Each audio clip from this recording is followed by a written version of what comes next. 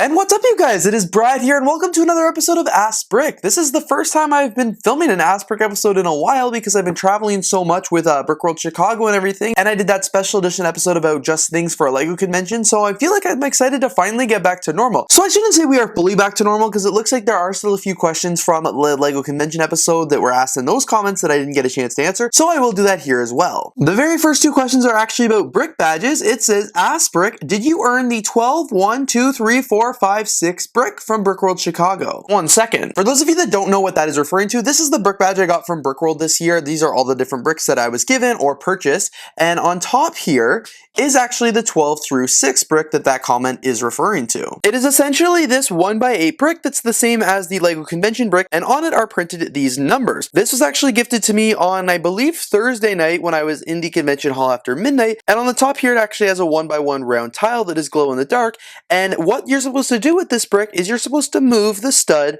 based on when you fell asleep. If you fell asleep before 12, you would put it on the first stud, after 12 but before 1 on the second, and then after 1 and before 2 on the third, and so on and so forth. This was a really fun and unique thing that they gave us at the convention this year. This may have been done at other LEGO conventions in the past, but I've honestly never heard of it or never seen it or anything like that, and it was so much fun for me to get this after midnight because part of the best part of the LEGO conventions are just staying up ridiculously late and hanging out with your friends.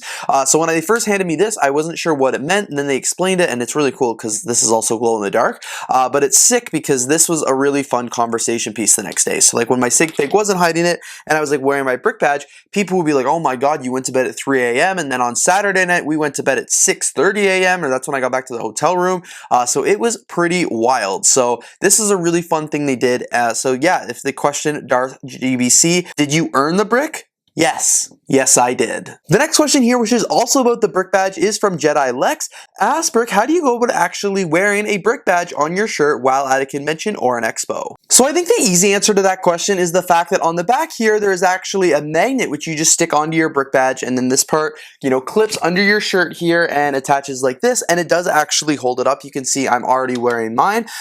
This is why I don't have a ridiculously long brick badge that I bring to a convention. I've got more brick badges off to the side of my LEGO room that I don't bring to the convention because they are just too long and ridiculous. So I just keep it nice and small, and that's why I wear this one, and it is actually pretty practical at this size to wear around the convention. Like, I personally don't find it gets in the way or anything like that, and I think it's actually a lot of fun to wear, so that's why I do it. I do know, however, there are people who do wear larger brick badges, or they actually wear all the different bricks that from all the conventions they have gone to in the past, and in that case I've seen a lot of people actually tape the back of the bricks. So they'll maybe use duct tape or gaff tape or masking tape or scotch tape, whatever it might be, and they tape all the bricks there because when it gets long enough, it eventually will break and you could lose some bricks. So I was at the point where mine was not long enough to be breaking. It was just like the perfect length, but some people's can get crazy long, so they use tape. But yeah, I keep mine more practical because I actually do want to wear it at the convention, and this is how many convention bricks I got just this year alone. So you can only imagine if I was stacking it up for multiple years, how long that this badge could get. It would be ridiculous, probably taller than some of the skyscrapers in my LEGO city. This next one's also about a LEGO convention, but I already kind of addressed it in episode number 86, and that is from Vacker71.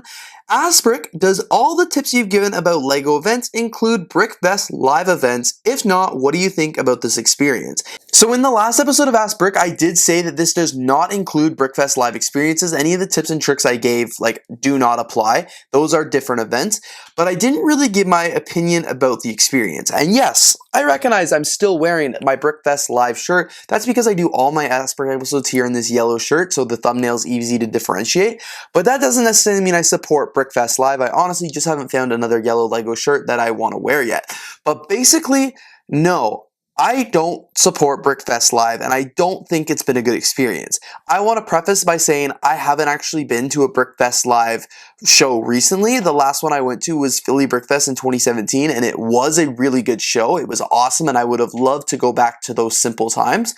But BrickFest Live seems to really have evolved their business in the years since then, and I have heard nothing but very negative experiences about it, and that's why I'm sharing it here, because it's not like one person just trying to trash the company. It is like unsuspecting adults and kids and people in the community who went to this event thinking it would be a lot of fun. but it wasn't. A lot of what I've been hearing is that it's a ripoff, it's not worth the money, there's not actually a lot of Lego there, the sets are not good, the ones that are for sale. Like, it's just not a fun experience, and it's really, really expensive. I've heard it's way better off if you spend that money to go to an actual band-held Lego show like BrickWorld or Brick Fair or Bricks in the Six or one of those shows, but like these ones are not good. And if you look up their score on the credit bureau or do a quick Reddit post search or look on YouTube, like, you're gonna find a lot of people complaining about the BrickFest live experiences because they have not enjoyed their time there. They're not happy with what their money went to, and yeah, I've just heard a lot of really negative things. And I've also heard from like Lego convention organizers that what BrickFest Live does is they look for cities that are having Lego conventions and host their experience either right before or right after or around the same time to really try and confuse the public. Most of the public doesn't really know what they're going to. They see a Lego convention, they want to pull up, they want to show up, but like they don't know what they're actually buying tickets for. They don't know the difference between a BrickFest Live and like a Lego fan event like Brick Fair. So it's just really difficult, and I guess they do that on purpose to try and confuse people, charge way more money, and then they run off with the money, leaving people with a really bad experience and a bad taste of Lego in their mouth. I can only imagine the difference between a BrickFest Live event that costs like $30 or $40 and a BrickWorld event that costs the public, I think, $18. Like, it's a totally different experience. One is way better than the other. So yeah, that's why I don't support BrickFest Live, and I honestly would really encourage none of you to go and spend the money if you haven't yet. Like, it's just, I heard it's not worth it, so please don't do it. A bunch of shows are coming to Canada here, and I know I'm not looking forward to it because I'm not going and I don't want to deal with them being in the country. So yeah, don't go to BrickFest Live, you guys. This next question here is from Daddy of the Sugar Variety. This one was on the response to me talking about my Lego VIP, or like Lego Insider, scanning those instruction manuals, and it is asked Brick, can I use my phone's camera to scan? And the easy answer is yes. You just need to use your iPhone, your Android phone, whatever it is, and the camera app, if it scans QR codes or anything else that maybe doesn't scan QR codes, you just have to use that app, scan it, and it will work perfectly. Because that QR code actually just brings you to the Lego website where you do the rest there, so you don't need a special app or anything like that. And if you guys do want to learn more, I did make a whole video of it last year when the Lego Insiders program changes were revealed. Adrian De Los Santo asks, Brick, do you really have a Mr. Gold Lego minifigure? Why, yes. Yes, I do. So this is my Lego Mr. Gold minifigure. As you guys can see here, I have it on the display shelf with all of my other exclusive and custom Lego products. And then I've got Mr. Gold way back here. Very hard to see. It's in a display case because I don't want this figure to get damaged. As you can see, totally looks like the real thing here. And I actually made a video a while back doing an unboxing of it on my YouTube channel. Really, really cool Lego minifigure.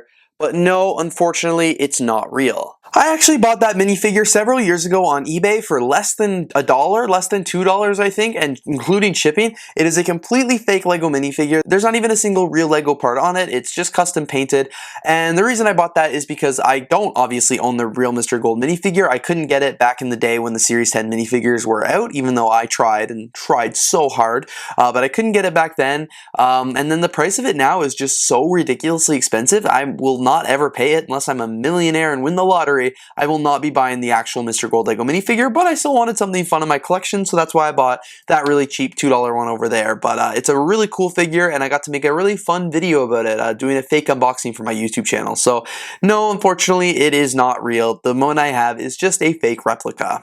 Pedro asks, Brick, do you have another job or do you cover all of your expenses with your Lego business? Pedro, that is a very fair question, and it's one that I feel like a lot of people may not appreciate or not want to talk about, but I'm all about like trying to help others and stuff like that, so I really don't mind talking about this one. I feel like there are a lot of Lego YouTubers out there, or just YouTubers in general, who try and make it seem like influencing is their full-time job, but it's not, and they're just trying to make it seem like that. So I'm very open by saying that being a Lego YouTuber, influencer, content creator, bricklink seller, all of the stuff that I do for my Lego business, it is not my full-time gig. I actually do have a standard 9-to-5 job in the media industry here in Canada, at Canada's largest media company actually. It's a ton of fun. I really like my job. But no, that is my main job, and then my Lego and everything I do here is just totally a side business.